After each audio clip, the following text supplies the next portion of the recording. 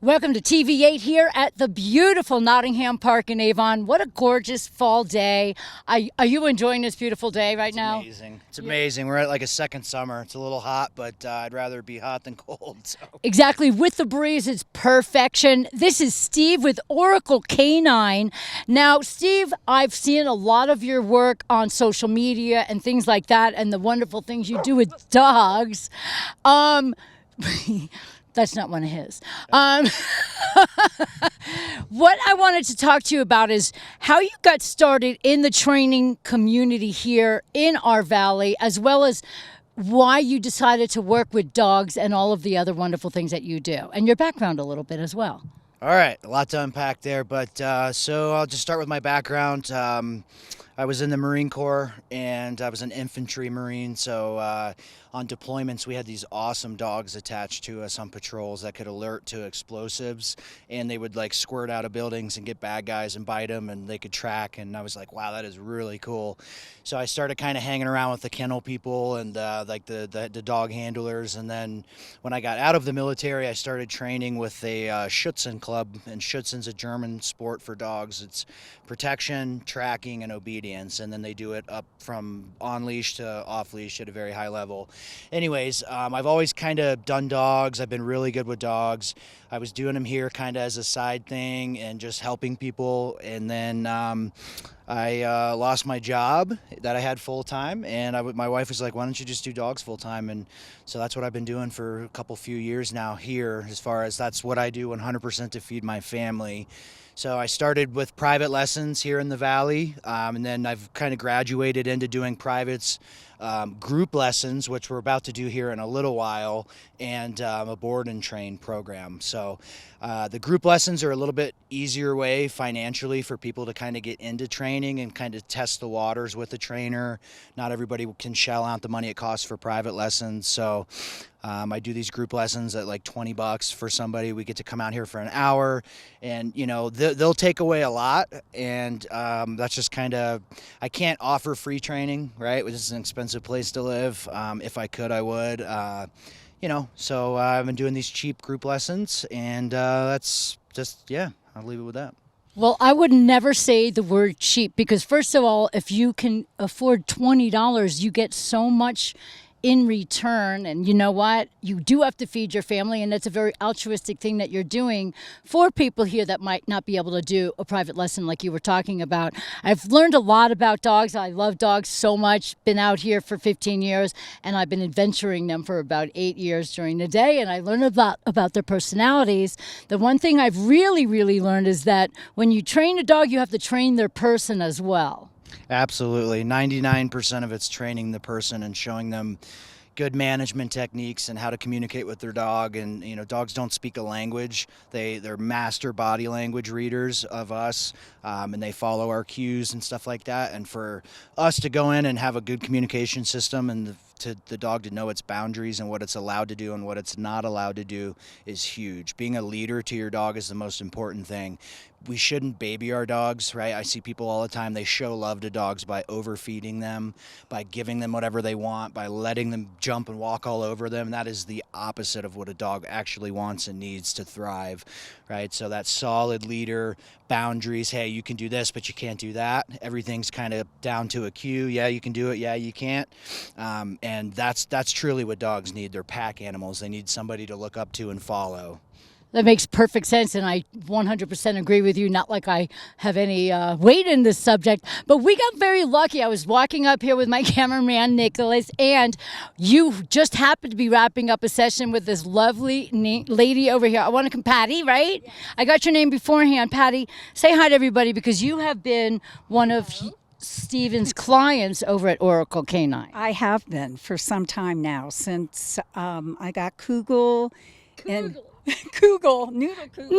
Kugel in April, and I realized I needed training, and so did she, the both of us, and it's been very successful. Well, it's very wise of you to say that you needed the training as well. We just talked about that, but it really is true because dogs feel all of our energy and they are very aware of what we're going through and they want to please us. But if we treat them like they can walk all over us, well, then they're going to take all four paws and do the same. Kugel, what has your experience been like with Steve over at Oracle Training? Wonderful. Yeah, he said it was wonderful. So tell me about the improvement that Kugel has experienced. There's many things. First of all, she was a really nervous dog when I got her. I adopted her from the Rhodesian Ridgeback group out of Denver, the rescue group. And she was really nervous, especially around men that had some kind of authority. She would bark at Steve in the beginning. If he turned his back, she became very aggressive. And take a look right now, these two are doing great. Oh, look and at the two of them together. I know, and I don't really have this problem with her anymore. She's learned to trust, and she's learned to obey, and I'm learning the signals to give her to do all of that. I was at the point where I was hiking up Arrowhead, and I lost the leash. I don't have strong hands. She took off for almost at 30 minutes. Oh, no. And it was really scary. She came back without her collar, without a leash. She got out. And that's when I realized, oh boy, I need some help here. Yeah. I can't do this on my own. And I love her I loved her right away. So They're family. they are family. Yeah, she's been my little rescue, little helper, and brought a lot of joy into my life. Yes, when we rescue them, they rescue us at the same time, right? Exactly.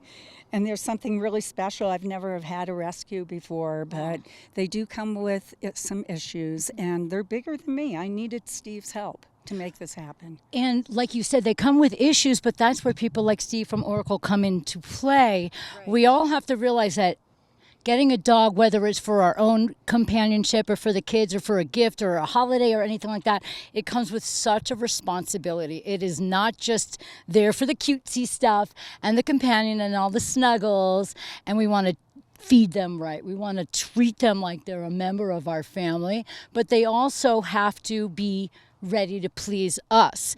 And if we do that in the proper way, where you come in, then it works out great. Do you have any words to say? We're going to take some film of you doing your training and exercise program with the dogs, but what would you like to tell people that if they would like to maybe be part of the $20 a day experience or maybe get some private lessons? As you can see, we took little Kugel over here that makes me think of my mom, by the way. Happy Rosh Hashanah, everybody. I would absolutely tell everybody to do your homework. Definitely vet people who are going to take care of your animals with you and do training with you. Make sure that they are who they say they are, and I like to check people's dogs out myself. And but aside from that, you can find me at oraclecaninetraining.com. That's the letter K and the number 9. You could also find that on Facebook. I post very actively in the community classifieds groups, and I've got my business on Google and all of that. So, and I would like to give a shout out to Avon PD and Eagle County Animal Control.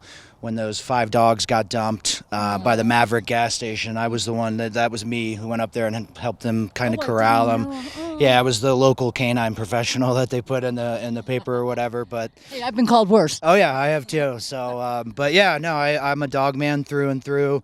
Don't let the canine or the marine part of it scare you. I ask her, I'm a softie with these dogs, but I do, I do expect the dogs to listen, and when they learn to listen and they learn to be obedient, they get freedom. Like, she takes this dog off leash, she hikes it, but she's got an electric collar on it so she can communicate. God forbid a deer pops out, the dog takes off and is running towards traffic, right? That's where these type of tools are absolutely useful and needed, right? Some people don't agree with that, but she's seen it herself. If this animal particularly takes off after a deer, holding a handful of treats out is not going to stop her. So we've done training and we're conditioning her to the electric collar.